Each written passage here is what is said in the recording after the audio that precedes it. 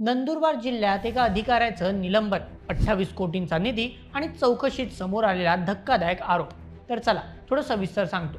नंदुरबार जिल्हा कृषी विभागातील अनागोंदी आता अधिकाऱ्यांना चांगलीच भोवली आहे. कारण तत्कालीन कृषी अधीक्षकांवर निलंबनाची काठी पडली आहे. मागील काही काळापासून संपूर्ण जिल्ह्याभरात या प्रकरणाची चर्चा होती. कृषी विभागातील जवळपास 28 कोटी रुपयांचा हा घोटाळा उघड झाल्यापासून सर्वच स्तरातून संताप व्यक्त केला जात होता. अनेक मीडिया संस्थांनी ही बातमी लावून धरल्यानंतर प्रकरणाची गंभीरता लक्षात घेता जिल्हाधिकारी डॉक्टर मिथाली सेठी यांनी संबंधित अधिकाऱ्यांविरोधात कारवाईचा प्रस्ताव कृषी अधीक्षकांकडे पाठवला होता. त्यानुसार आता ही कारवाई केल्याचे सांगितले जात आहे. जिल्हा नियोजन समितीतील निधीचा वादग्रस्त वापरामुळे करण्यात आलेली ही निलंबनाची कारवाई आता जिल्ह्यासह राज्यातील सर्वच अधिकाऱ्यांसाठी एक मोठा सबब मानली जाते. कृषी विभागातील हा निधी शेतकऱ्यांच्या विकासासाठी होता की अधिकाऱ्यांच्या भिंती मजबूत करण्यासाठी, असा प्रश्न आता जिल्ह्यातील जनता विचारू लागली आहे. तर नेमकं काय आहे हे 28 कोटींचं घोटाळा प्रकरण आणि कशा प्रकारे ही संपूर्ण कारवाई केली गेली? चला सर्व काही अगदी सविस्तर पद्धतीने जाणून घेऊयात आजच्या व्हिडिओमध्ये.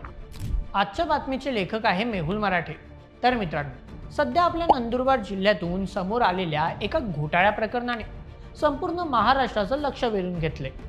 जिल्हा नियोजन समितीतील निधीच्या वापराबाबत अनियमितता आढळल्याचा आरोप ठेवत कृषी विभागातील वरिष्ठ अधिकारी सी.के. ठाकरे यांच्यावर निलंबनाची धडक कारवाई करण्यात आली आहे. आता या निर्णयामुळे जिल्हा प्रशासनात मोठी खळबळ उडाली असून सरकारी यंत्रणेत मोठी चर्चा सुरू झाली आहे. त्याचप्रमाणे आता या निधीच्या वापराबाबत अनेक प्रश्न उपस्थित केले जात आहेत. मिळालेल्या माहितीनुसार शेतकऱ्यांच्या कल्याणासाठी वापरल्या जाणाऱ्या या निधीवर अगदी उघडपणे बोगस कंपनी मालकांनी आणि भ्रष्ट अधिकाऱ्यांनी डल्ला मारलाय. कृषी विभागाने जिल्हा नियोजन समितीमधील जवळपास 28 कोटींच्या निधीतून शेतकरी उत्पादक कंपन्यांसाठी राबवलेल्या महत्त्वाकांक्षी योजनेत कशा पद्धतीने नियमबाह्य कामकाज झाले, योजना राबवताना अनागोंदी झाली, हे सर्व मागील काही काळापासून टप्प्याटप्प्यात समोर आले होते. यानंतर संपूर्ण प्रकारची जिल्हाधिकारी डॉक्टर मिथाली सेठी यांच्याकडून दखल घेण्यात आली. यानुसार भ्रष्ट कृषी अधिकारी सी.के. ठाकरे यांना पदावरून काढत त्यांना खालील पदावर ढकलण्यात आले होते. त्याचप्रमाणे कृषी विभागाच्या नव्याने पदभार सांभाळलेले जिल्हा कृषी अधीक्षक शंकर किरवे यांना अहवाल सादर करण्याच्या सूचना देण्यात आल्या होत्या. यानंतर कृषी विभागाने संपूर्ण चौकशी अहवाल जिल्हाधिकारी डॉक्टर मिथाली सेठी यांच्याकडे सादर केला. यामध्ये समोर आलेल्या या सर्व आरोपांवर शिक्कामोर्तब केले गेले. याच अहवालानंतर जिल्हाधिकारी डॉक्टर मिथाली सेठी यांनी तत्कालीन कृषी अधीक्षक सी.के. ठाकरे यांच्यावर प्रशासकीय कारवाई करण्याची शिफारस कृषी आयुक्तांकडे पत्राच्या माध्यमातून केली होती. याच प्रकरणावर निर्णय घेत नाशिकच्या विभागीय कृषी अधीक्षकांनी निलंबनाचा प्रस्ताव हा मंत्रालय स्तरावर पाठवला होता. मागील काही काळापासून कृषी सचिव हे निवडणूक कामानिमित्त बाहेर असल्याने या प्रस्तावावर कोणतीही कारवाई केली गेली नव्हती. परंतु आता प्रकरण लक्षात आल्यानंतर भ्रष्ट कृषी अधिकाऱ्यांचे थेट निलंबन झाले आहे. सूत्रांकडून मिळालेल्या माहितीनुसार जिल्हा नियोजन समितीच्या 28 कोटींच्या निधीतून ही योजना राबवत असताना जवळपास 21 शेतकरी उत्पादक कंपन्यांना कोट्यावधीचा निधी दिला जात होता. आता यासाठी नियमानुसार 25 लाखांपुढील निधीच्या मान्यतेसाठी पुणे येथील कृषी संचालकांची परवानगी घेणे आवश्यक होते. परंतु असे असताना देखील अशी कोणतीही प्रकारची परवानगी न घेता जिल्हा स्तरावरच नियमबाह्य पद्धतीने समिती स्थापन करून या सर्व प्रकाराला तांत्रिक मान्यता देण्यात आली. विशेष म्हणजे ही योजना राबवताना कुठलीही नियमावली, कार्यपद्धती, अटी, शर्ती आखण्यात आलेल्या नव्हत्या. हे प्रकरण लक्षात आल्यानंतर जिल्हाधिकाऱ्यांनी एका समितीची नेमणूक केली होती. परंतु तिचा संपूर्ण अहवाल अजूनपर्यंत स्पष्टपणे आलेला नाही. सध्या या प्रकल्पातील 21 पैकी 11 शेतकरी कंपन्यांचे जवळपास 80 ते 85% काम पूर्ण झाले आहे. अशातच दुसऱ्या कंपन्यांचे देखील 60 ते 65% काम पूर्ण झाले आहे.